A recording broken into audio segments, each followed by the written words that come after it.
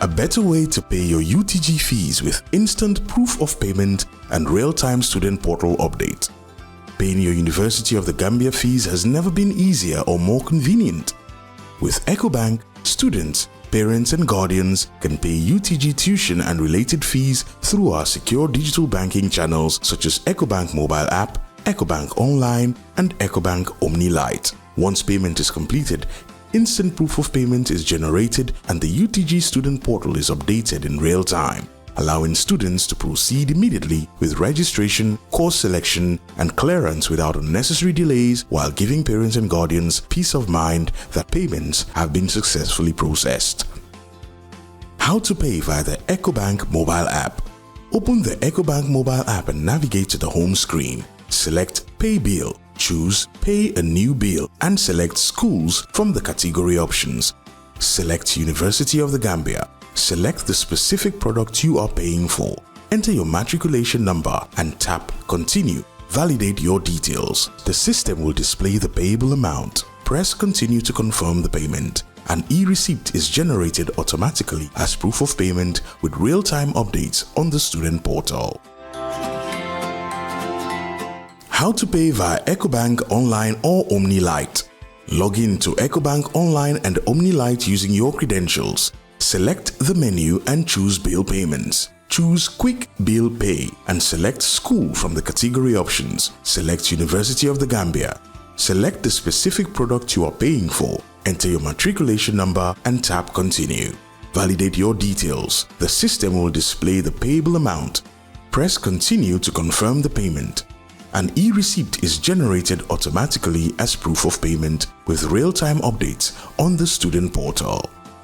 Walk into any EcoBank branch or pay through our digital channels and enjoy instant proof of payment with real-time updates on the student portal. EcoBank, the Pan-African Bank.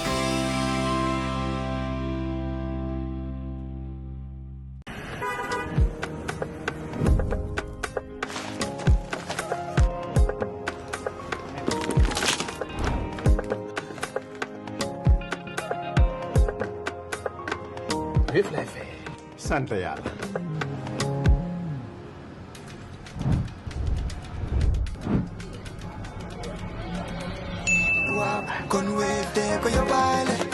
Lekar, utul wave, nga scan, nga fay, nak doo ci yokku dara.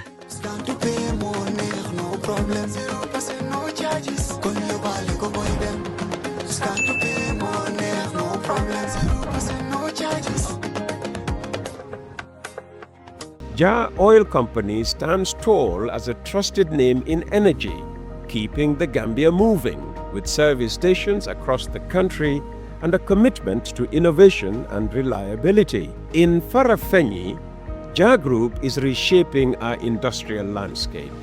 The Jar Oil Cement Factory can produce up to 100,000 bags a day, reducing imports, creating jobs, and building a stronger Gambia brick by brick. And in the heart of the Central River region, Jar Farming Initiative is cultivating food security. With thousands of hectares under development and modern irrigation, Jar Farming is turning the Gambia's soil into abundance. Jar Group is more than a company. It is a vision of self-sufficiency, resilience, and progress. The Jar Group of companies, investing in industry, agriculture, and energy, building the Gambia's future today. Let's stay with auditing, because we understand the Auditor General has submitted the 2024 audited accounts of central government, and that needs to be commended. Yeah. I mean, when Barrow was coming into power, the backlog that 2012. The National Audit Office had to deal with. Yes. You know, without going too deep before it becomes public, can you highlight any major issues that Parliament should be paying attention to? Yes, Peter. I think I must also commend the Accountant General. Because when we came to Parliament in 2017, we were dealing with backlog of 5 years, more than 5 years. And right now, it seems they're on our toes as members of Parliament, as opposed to before, which I think is commendable. And I think also the Auditor General also needs to be, and his staff also need to be commended for taking a look at the 2024 accounts of the government. Now, I don't want to go too deep into it, but just on the surface, I've seen a lot of improvement. Because remember, here we've discussed issues dealing with missing payment vouchers. We've dealt with issues dealing with Impress, for example.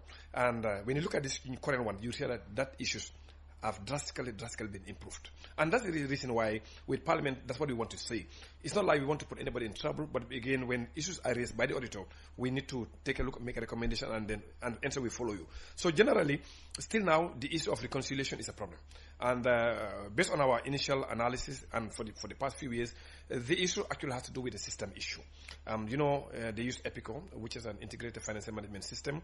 And then, when you build systems, you build them to be able to do particular things, for example, and that's where you create the chart of accounts that allows when you create accounts to be able to report in certain lines, so that by the time you generate a report, it does correct. So we still have issues about that. I remember a few years ago when the Accountant General was asked about so many issues of reconciliation. They said that the system actually has some architectural defect, which was confirmed by the vendor, but they have moved to a new version since that time. Yes, we still have some reconciliation issues, but you see that the quantum has started to go down. But I know we've asked them to go back and take a look at those reconciliation issues and try to correct them. Because if you don't correct them, they keep moving to one ear to the other. And you see that some of these reconciliation issues that's highlighted now in 2024 is carried over from 2023. You look at 2023, it's carried over from 2022. So there need to become a time when the Accountant General must sit with his team, sit with the Auditor General, and pass with the Parliament to come and make a cutoff and say, you know what, we need to find a fix to this one here and then start fresh. Otherwise, those reconciliations are going to keep coming. But I can tell you, generally, most of the issues actually I have seen is about reconciliation issues. And again, reconciliation is very important to ensure that the transactions that actually occur in this year still are able to be verified, and for the sake of audit trail and for the sake of the auditor. So that's still an issue.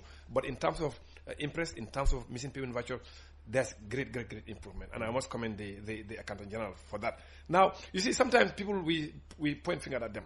I'm not here to defend Accountant General or anybody else from that ministry, but remember, she has a role to play. And in terms of ensuring that the transactions that come to her follow the due process to ensure that all are documented. But those documentation actually starts at the level of the ministry. So if the ministry are not submitting all the right documentation to her for her to file, in case auditor comes, she will have an issue. And that's exactly what we told her. But we are aware that they're doing a trial where the transactions, the vouchers for a transaction actually are attached electronically, which means when an auditor look at a particular transaction, they'll be able to see all the vouchers pertaining to that. I think that could be a game changer for the Accountant General, and I can't wait for the day when that actually implementation is actually done 100%. I'm sure Naira can she. Yeah. We should also point out that Honorable Mbowe is a member of the very powerful FPAC committee. And when we talk about FPAC, one of the things you people have to deal with all along is corruption, allegations of corruption, and they seem to be a recurring theme in Gambian politics. Yes. Now, Parliament passed the Anti-Corruption Act in 2023, almost 3 years ago. Yeah. Commissioners have been confirmed. What are the biggest challenges confronting us in actually fighting corruption beyond just passing laws? Because people say, well, okay, where's the Anti-Corruption Commission? That's right. You see, Peter, laws are meant to regulate a society. And you pass laws, you also put some punishment when people infringe on them. That is just for you to pay the ills you have caused to society. But laws, to some extent, yes, they can prevent the occurrence of crimes, but sometimes it doesn't. For example, murder cases we have, manslaughter we still have, and we have laws that will condemn you for life.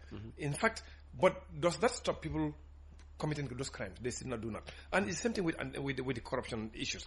You know, we had the anti-corruption laws before, the Anti-Corruption Act of 2012, and it was just renewed in 2023.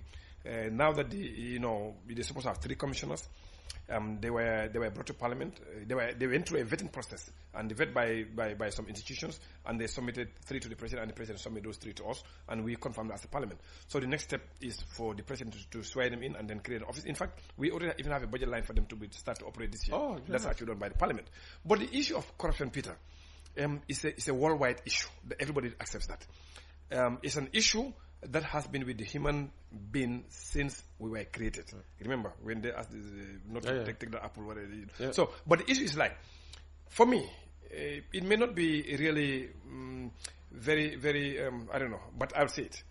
We are concentrating too much on one side of the equation. That is, look at government alone.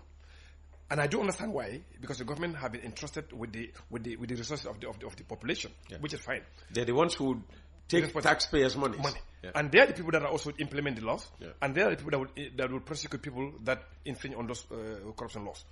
But that's only one equation of the corruption issues. Now, it takes two to tango. Who is the other party? And I think us as Gambians, and in many parts of the world, we concentrate only on one aspect, which is government, which I can understand. But how about the other aspect, the other part? Who is actually enticing the government? Who's actually making the offer? Who is that person? And that's the reason why I believe that we need to look at the other side of the equation as well. And to do that also, we need to look at the education sector, the education aspect of it. We need to incorporate civic education, particularly in the corruption and the corruption fight. Because if you don't, people who don't do things and say, it's not corruption. And in fact, it's not. It is. You see, corruption is not only about monetary gains, no. But even when you influence somebody to position of power, whatever it is, this is all part of corruption. Yes. But for the most part, we only look at one aspect, that's the government aspect. And I think it's about time we also take a look at the other aspect. The government aspect, we all understand why. Because of you are interested with position, you are interested with the resources, that is fine. But who is the other one corrupting the government official? Who is that other person? What can we do to that particular person? Now, that's where education becomes key. Civic education, and also ensuring that people understand the effects of corruption in our country, in our governments. Now, if we are able to also have some little gain on that aspect of the equation, which is the people, I think we will do better. Because if you don't entice the government officer will not make corruption on his own. I'm talking about finance aspect among themselves. No, it's always involved at another party outside government. So if we are able to fight, to ensure that party understand the effects it has on society, I think we'll be able to make a move. But I know very fact when you fight corruption, it also fights back. And I also know that until the end of time, we can fight to reduce, but to eliminate is impossible. Because the biggest democracy we have in this country, that's where they have the biggest corruption scandals across the world. So for me, I think we need to start looking at the other aspect of the equation. So when I say it may not be really very popular, but I firmly believe in myself. If we're able to control the other aspect of the equation, because it takes two to tango. So the other aspect would be the private sector. Exactly. And when I say private sector, yes, you're part of the private sector. And you're also part of it too. Because you have your own yes, private we are all part of it. Yeah. So if we are able to have some success in the private sector, when you say private sector, not only like the business, meaning inflated invoices, accepting and giving, kickbacks here and there. Exactly, it can help. It can help. And let me say this also. In 2018, 2019, thereabout, I visited the former president of Ghana, Kufo. Mm-hmm. I was there with Honorable Sida Jata and the FPAC. We was few of us that went there. Mm-hmm. And one question I asked him, I said, Your Excellency, if you were to be the president of Ghana again, what would you do differently? And that time he just, lost whatever. And he looked at me for a few seconds and said, take care of your procurements in your country. Oh, wow. And that means a lot to me. It spoke a lot, eh? It spoke a lot to me. Because of when you look at the total procurement of the government of the Gambia or any other government, it takes billions. And if we are able to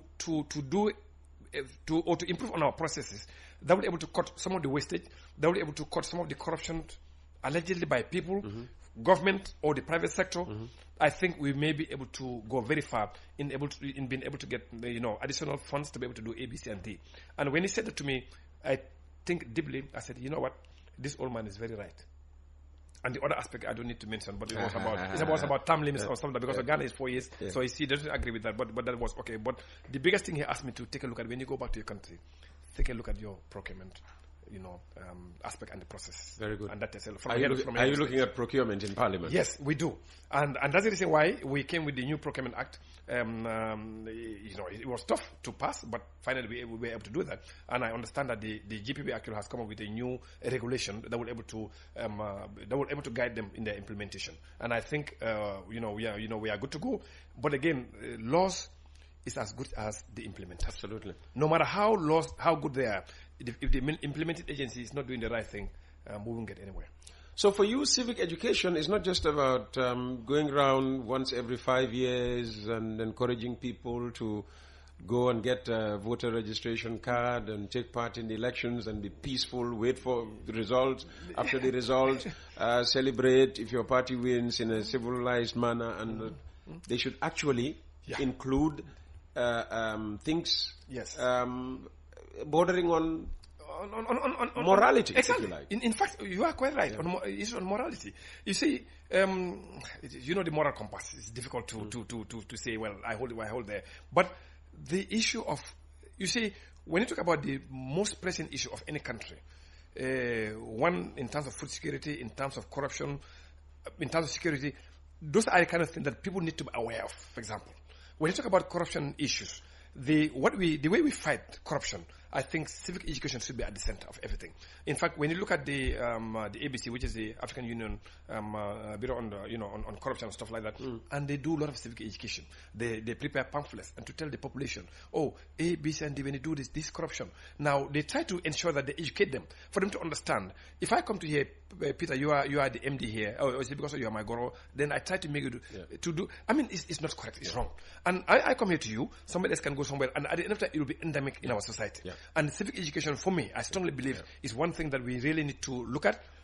Fortunately for us now, the chairperson was a former clerk, and I have a very good relation with him. And this I think that I'm going to be talking to him about, to see what else we can do together at the level of the NCAC and also at the level of the parliament and at the level of the executive as well. So the more we educate the population, the better we are. You know, it has got to a point now where you'll see somebody more than qualified for a position, but they would still look for an Alhagie Mbowe to put in a word for them.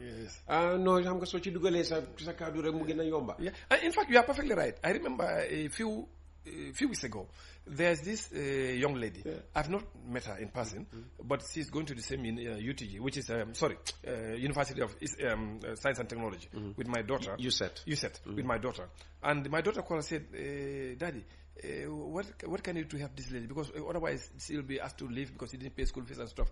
I asked her to write application letter to the Minister of Higher Education and detail why she needs the scholarship. I asked her to send me the result. When I saw the result was outstanding, excellent, in grade 12. I asked her to do that. Then she came back and said, text message, and said, no, she said she doesn't know anybody there at the ministry. That's exactly what she said. I was in South Africa, and I told her, no, write the letter and take it to the records office, and I'm sure it will reach the minister. When it reaches the minister, then the minister will know what to do. And you know what? When the letter was received, I called the minister. I said, I've directed somebody from USET to bring an application. I did not even mention the name. And the next minute, they told me that this has been, after 3 weeks or so, this has been approved. I did not tell Prof to do anything, but I told her. But you see, the concept, what the idea she had was like, oh, I don't know anybody there. And for me, personally, I think Professor Gomez doesn't work that way. She looked at merit and do that. I can say that on the radio, I can say that on TV anytime, because I've dealt with him prior to me being a member of parliament, because I used to do part-time lecture at the university. So I know. So, and just like that, still now, as we say, I did not meet that particular young lady. You know, but if that's the psyche, it means that, I mean, in most other places, if you don't know anybody there, doors will never be, will never open for you. In fact, and that's the reason why when they do the rating, they call it, anti-corruption perception index. That's the perception.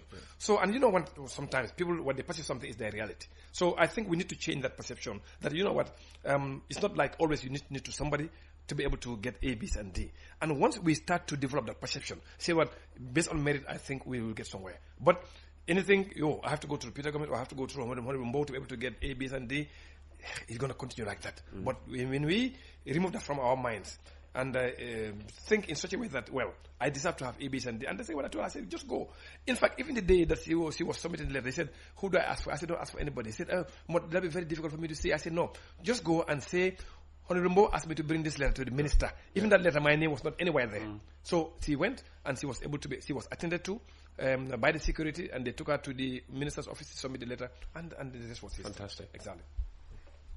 A couple of weeks ago, I had a National Assembly member, colleague of yours on the program, Honorable Swaibu Ture, the my good friend, Secretary General, and the issue of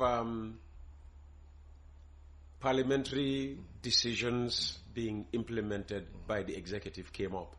and the example of the NDMA, and was it what, $10 million or something, millions of dollars. NDMA? Yeah, yes. It's about the COVID funds? Yes. What's it about? Okay. And it came up, and the fact that, Parliament makes the decision, we even, threaten sanctions, but executive does nothing about it. Yes. How frustrating can that be? It can be frustrating sometimes because of we do an investigation. We dig deep and understand the rationality of, you see, when an auditor makes an opinion on something, it's not just a mere opinion. There are facts backing that opinion. And when we go through and look at those facts, we call the person, we interrogate, we understand, we say, you know what, this is wrong. So you need to do A, B, and D. But here comes the democracy, which is the three arms of the state, separated. And that's the reason why sometimes the decision of the courts, Parliament cannot overturn. And that's the reason why sometimes Parliament makes something in the Parliament that is not ultra-wise, the judiciary cannot change. So us as Parliament, what we can do is to make recommendations and then ask the government to do A, B, and D. But where government or the executive fails to do that, Parliament can actually have other ways where we can actually punish them. But maybe we have not done that yet. And let me give you an example, for example. Now, for example, let's say there's a query on travel, for example, that a particular institution have violated the Public Finance Act or the financial regulation due to traveling, and we asked them to correct and did not correct. When the budget comes the following year, Parliament can cut that budget, and there's nothing anybody can do about that. And these are sometimes you see happen in other parliaments. So Parliament, when you make a recommendation to the executive and they refuse to do that, there are other ways that you can do to punish, but not to take to court, not to take whatever it is. But there are things within you that you have control over. So do you have plans to punish the NDMA when its budget comes to Parliament? No, given that these millions are still outstanding. No, you see, we made a recommendation to the executive to do further investigation on Yes, only for further investigation. And because you see, sometimes when you form an opinion, it may not be conclusive at all, in totality, because Parliament don't have all the time in the world to be able to do deep into investigation. That's why we refer back to them. There was an audit. This was a query, and Parliament has made a recommendation for you to go further. You see, when the auditor looks at accounts and look at transactions, it's not they look at every single transaction. No, they just take a couple of transactions and then verify. That is sampling. They do sampling. And when you do sampling in statistics, there are various methods that you can do sampling. So they just do a sampling.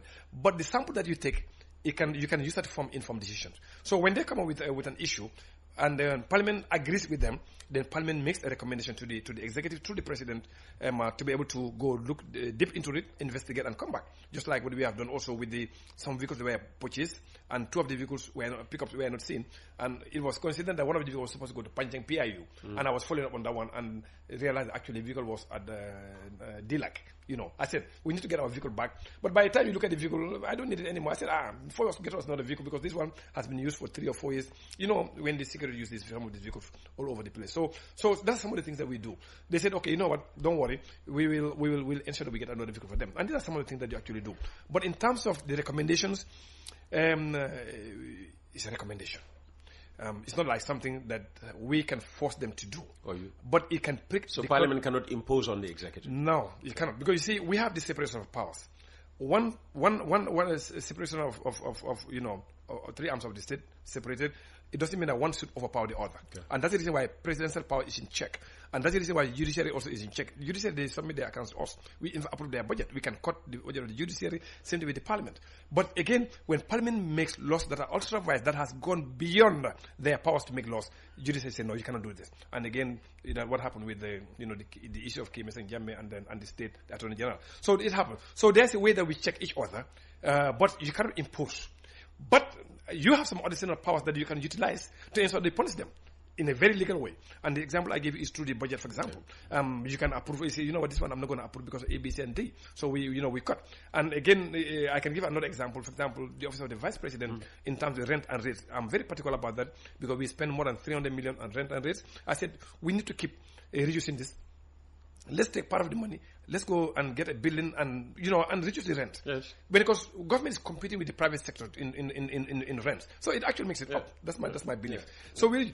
So we said, okay, next time when you come back here, we're not going to approve this money. We're going to cut it, and we did cut. So what that happened is, I don't know whether they've gone with our recommendation, but if they don't, we are reducing this budget line item for rent and rates so that they can go and then take part of the money, go get a building or what, repair, and then allow government institutions to work there. So Parliament there are various ways to do it. But again, politics is politics. But for me, I believe there are a lot of other ways that when government or the executive refuse to implement a certain recommendation that we know is good to do, I think there are other ways of punishing them or ensuring that, they do it. Yeah. It's interesting you say politics is politics. Yes. Does politics sometimes override, your, meaning National Assembly members, commitment to their country, commitment to country first? Yeah, it does sometimes. It's unfortunate. Oh dear. But it's very unfortunate, but I'll tell you the truth. It actually happens sometimes. That you look at maybe your party interest and then you go. And oftentimes you see some members of parliament boycotting a particular bill. But that bill is not meant for a particular person or a group of people. It's meant for the country. So when you boycott the discussion of a particular bill, for what? Is it for the love of your country? I don't think so. It's a political interference that actually happened. Let me give you an example. The reparation bill, when it came, you go check the records. Some group of members of parliament boycotted it because it came together with the presidential retirement bill. Remember, that was called a lot of talk. Yes. They came together, they boycotted both of them. So this group would be on the opposition side? Yes. Okay. So when you boycott, what happens? You don't have the majority. So when you boycott parliament and you don't have the majority, what does it do? What is its effect? It passes easily. Exactly. So for me, I will never boycott a particular bill in this parliament. I will stand and voice my disagreement, or I will stand and voice my support for the particular bill. That's the only time I can make a mark. But when I boycott, what do I get? And that is why sometimes when they were claiming that, well, this reparation bill is taking too long, whatever, I said, you go and ask people that boycotted it.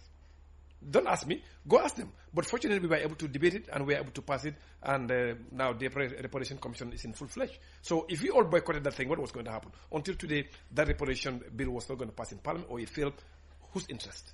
Is it for the interest of the population? No. So that's the reason why sometimes politics, yes, it does play a part.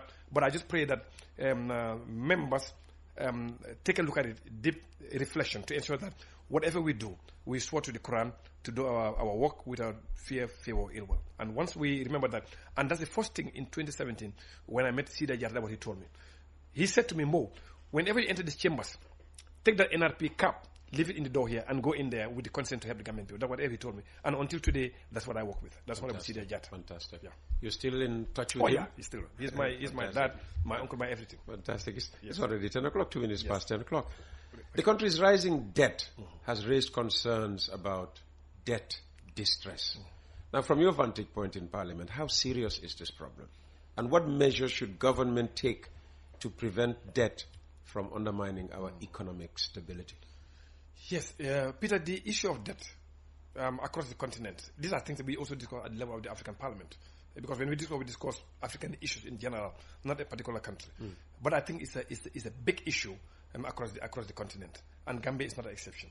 When the Gambia, yes, the risk is there in terms of debt distress, but it doesn't mean that Gambia has got to that point yet. Yes, but it doesn't also mean that Gambia cannot pay.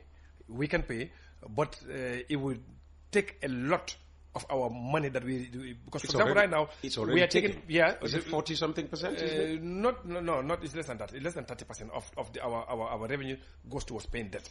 But we must put things in perspective, Peter. The issue we have, the issues is not only the debt you are taking, but because of the fact that more than 60% of our debt is taken in foreign currency. And when that happens is whenever the foreign currency moves against your dollar, say, or any other local currency, like the Leon or like the CD, you are in big problem. And that's exactly what's happening. The debt we took in 1994, 1995, remember the first debt we took around the Yajame era, AFPRC, a time when that 30 million, 35 million from Taiwan, we are still paying. The time we took that debt, I was in the bank, Standard Chartered Bank. And that time, the dollar was about $8.50. Today, we are buying... What? Yes, I was there. It's Serekunda branch when that money was taken.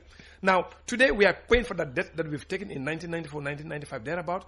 When we took the debt, it was equate to $8.50 per dollar. Today, we are paying that debt, and we are buying $73, $74. How many times are we going to pay that debt? And that's exactly what's happening in most African countries. The debt stock that we have is not as a result of the money you have taken.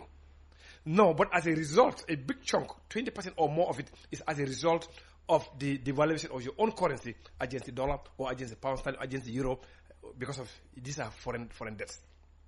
And that's the reason why sometimes you see government in the deficit, they prefer to go domestic Because when you take domestic, you take dollars, you pay dollars.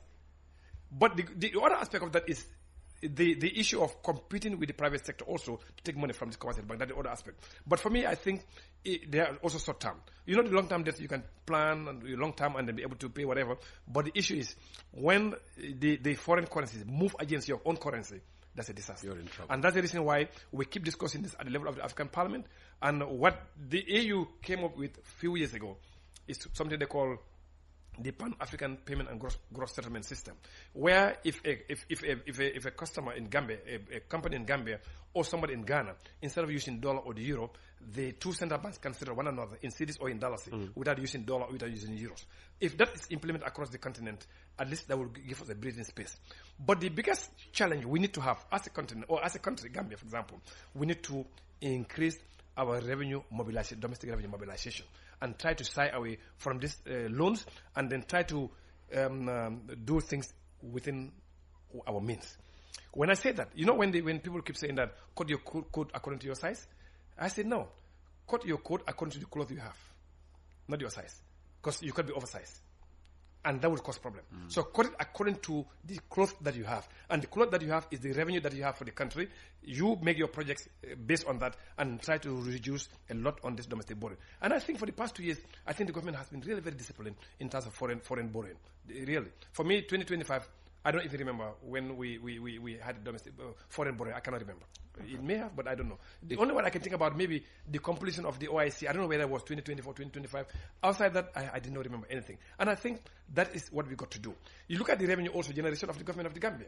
In 2016, when we came into Parliament 2017, the total revenue of government was collected was about 8 billion, less than 10 billion. Today, we are talking about almost 30 billion for revenue. And I must say congratulations to CG and GRA and their staff. They've really worked it out in terms of the revenue generation. And they cannot do that alone. And they put certain strategies. In fact, I did a paper, I'll send it to CG to read, on what GRA actually was doing in terms of also mopping up revenue across it. And one of the key issues, I believe, is the taxpayer education. Sometimes I hear them on the radio here. I hear them on the TV, and they organize whatever. This is essential. Sometimes people, it's not that they don't want to pay tax. Sometimes they don't even know. And the tax laws in the Gambia are so complicated that sometimes you say, man, how much so you need to guide the taxpayer. Yeah, so this tax education, I think GRA needs to continue to do that. And also to revise the laws, some of them they arcane, and they need to make it much simpler for people to understand and be able to pay. So for me, I think generally, in terms of revenue, I think we are doing very well, moving from around less than 10 billion to today we're talking about almost 30 billion in just a decade. I think it is worth commending, and I think the debt itself in the Gambia, I think we need to really be very realistic, expand our revenue base, but also ensure that we close the loopholes in terms of these free things we are giving to other business stuff. Like we need to reduce drastically. The waivers. The waivers, exactly. I never enjoyed any waiver. Never in my life. And you see, I remember the one time I put a parliamentary question. I think the waivers given for that particular year was over 2 billion. But today, we are talking about less than half of that. So I think we are going a step in the right direction. Once you control the waivers and you increase the revenue base and also discipline yourself in this foreign borrowing, I think we can go a long way. Which you said they have for the past 2 years at least. Yes, they have. So you're in FPAC. Exactly, you would have known if new loans were contracted. Yeah. So generally, I think our debt in general is not as a result of just borrowing.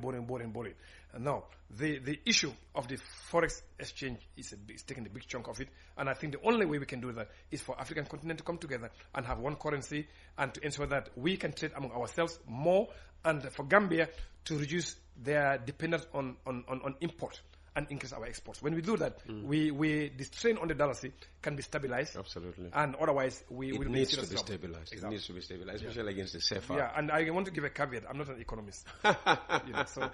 Anyway, on the archaic laws in the GRA's books, the CG is a good listener. I'm sure if you point those out to him, he will probably start a process to get them revised. And make it simple. Make it simple. Absolutely. Make the law simple. And be present everywhere across the country. And for me, if I have to pay tax, for example, when I leave your office here, I need to pay tax. I have to go all the way to where? To kind of thing, or go all the way. No. For me, make it as accessible as possible. And then use technology to run it. and people can just walk across. I think gradually they're going into all sorts of agreements with banks and maybe soon with fintechs. And that's the reason why I said that they're doing a very good job. I don't want to be biased, but I want to tell the spade is spade. I think the GRA is doing a fantastic job, and the Minister of Finance needs to do all what they can do to support them to ensure that we do a lot of revenue mop-up across the country. Well, they say they couldn't have achieved all this without the support of the Ministry of Finance. So the Ministry of Finance also is doing very, very well. Thank you. Alhagie Mbowe, thank you so very much for coming. Thank you. And well, you are not the party leader. Otherwise, you would have said, you have a camera there to do your 2-minute thing. When Hamad comes, no, he will come. He will. I'll organize that. If you say he will come, but it cannot be 1 hour though. Hamad cannot talk for 1 hour. You have to give him at least 2 hours. If he needs 10 hours, he will get 10 hours. So give him a lot of time. He's given us enough coffees to get whatever he wants here. I'll bring him. Alhagie, thank you so very much. Thank you so much.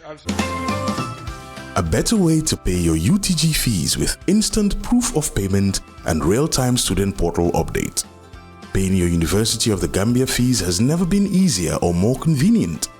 With EcoBank, students, parents and guardians can pay UTG tuition and related fees through our secure digital banking channels such as EcoBank mobile app, EcoBank Online and EcoBank Omni Lite. Once payment is completed, instant proof of payment is generated and the UTG student portal is updated in real time, allowing students to proceed immediately with registration, course selection, and clearance without unnecessary delays, while giving parents and guardians peace of mind that payments have been successfully processed. How to pay via the EcoBank mobile app. Open the EcoBank mobile app and navigate to the home screen. Select Pay Bill. Choose Pay a New Bill and select Schools from the category options. Select University of the Gambia. Select the specific product you are paying for. Enter your matriculation number and tap Continue. Validate your details. The system will display the payable amount. Press Continue to confirm the payment. An e-receipt is generated automatically as proof of payment with real-time updates on the student portal. How to pay via EcoBank Online or Omni Lite. Log in to EcoBank Online and Omni Lite using your credentials. Select the menu and choose Bill Payments. Choose Quick Bill Pay and select School from the category options. Select University of the Gambia. Select the specific product you are paying for. Enter your matriculation number and tap Continue. Validate your details. The system will display the payable amount. Press Continue to confirm the payment. An e-receipt is generated automatically as proof of payment with real-time updates on the student portal. Walk into any EcoBank branch or pay through our digital channels and enjoy instant proof of payment with real-time updates on the student portal. EcoBank, the Pan-African Bank.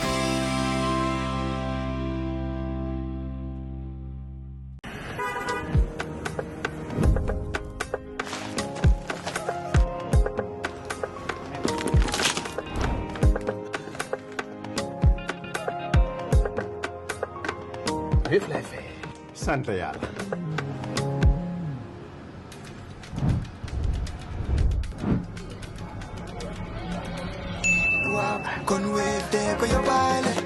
looy xaar utal Wave nga scan nga fay nag doo ci yokku dara.